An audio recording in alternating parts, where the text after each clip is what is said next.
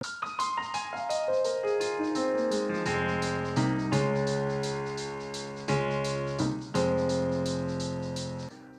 as you may know, it's very rare that I feature electric cars on my channel. In fact, I've featured just one, and that was the Tesla Model X I drove last year.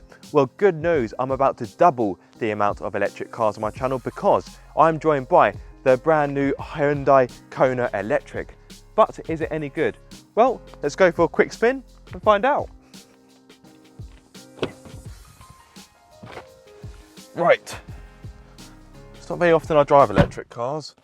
In fact, this will be my second time, so it'll be interesting to see how I get on. So let's fire it up.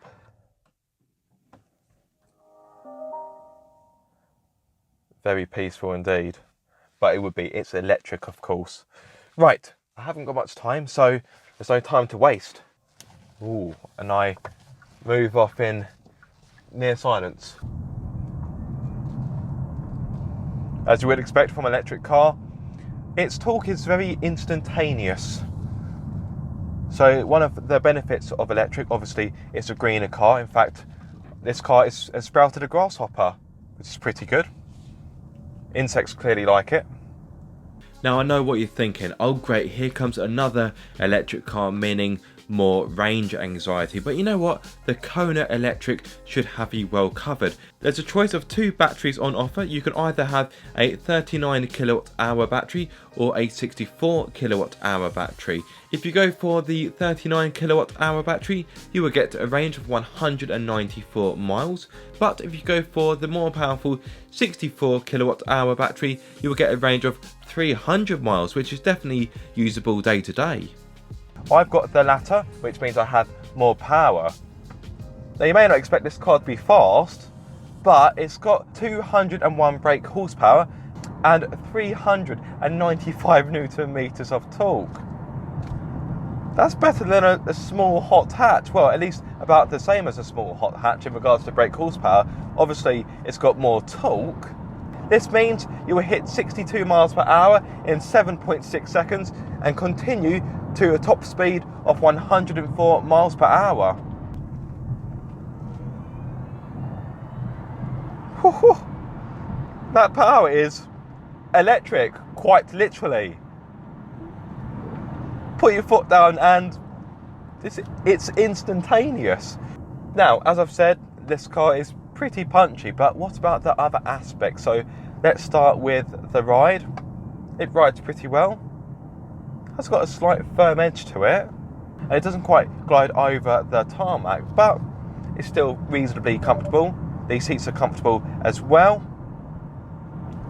Steering has got a decent amount of weight to it. It's got a nice resistance to it, which I rather like. And the inside is quite a pleasant place to be. Not a big fan of these silver buttons, though. I think they look a little bit cheap, and this silver plastic, okay, it's been put there to look fancy and to give the inside a bit of character, but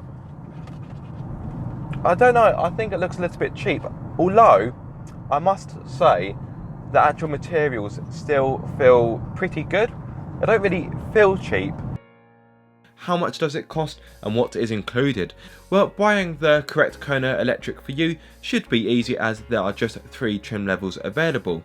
You've got SE, Premium and Premium SE.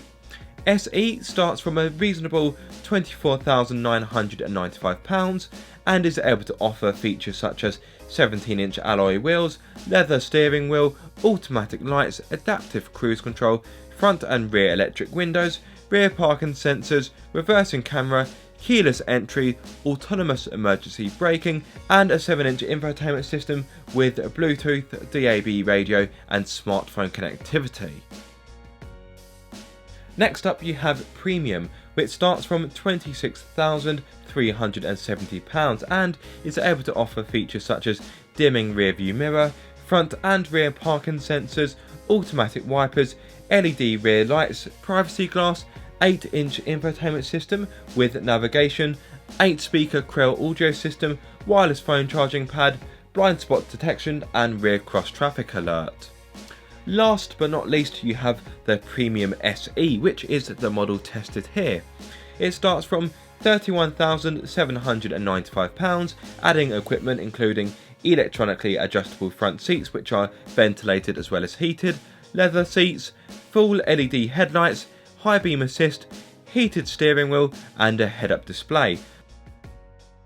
Now, with my short time with this car, let's talk about how it drives. That's very important, of course.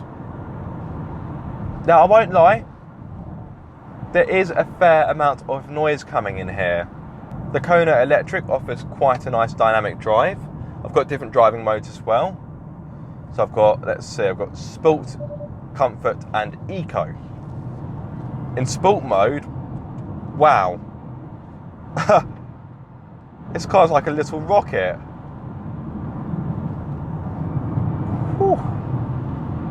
Very good performance indeed, but don't forget, the harder you drive this car, the less range you have. So it's all about finding a nice medium in which to drive this car. Got this very attractive digital display. It's pretty good fun in the bends as well. It's got a nice dynamic handling to it. The grip is pretty good in the corners as well. Brakes aren't too bad. Steering's pretty positive. It's a dynamic car. But what about space? The Kona Electric has its pros and its cons. The front space is absolutely fine, plus there's a good amount of cubby holes, but rear space will be tighter for adults, particularly if you are tall. However, for children it should be absolutely fine. The boot isn't exactly gargantuan, offering 332 litres, but it's not too much smaller compared to its internal combustion engine counterpart. However, if you do need more space, you can of course fold down the 60/40 rear seats to give you 1,114 litres. So if you're looking for a spacious SUV in this part of the market, you may want to look elsewhere, but just bear in mind that your choices for electric small SUVs is quite limited at the moment. You can get a few hybrids here and there, but if you're looking for a fully electric small SUV, there's not too many to choose from. So in my short drive in the Kona Electric, my impressions are pretty positive. See what I did there? Positive, like a battery. Never mind. Thank you so much for watching this video. I hope you've enjoyed it. If you have, give it a massive thumbs up. If you are subscribed, don't forget to click that bell icon so you get notified every time I make a video. And if you aren't subscribed, guys, what are you waiting for? Be sure to subscribe for more car obsession.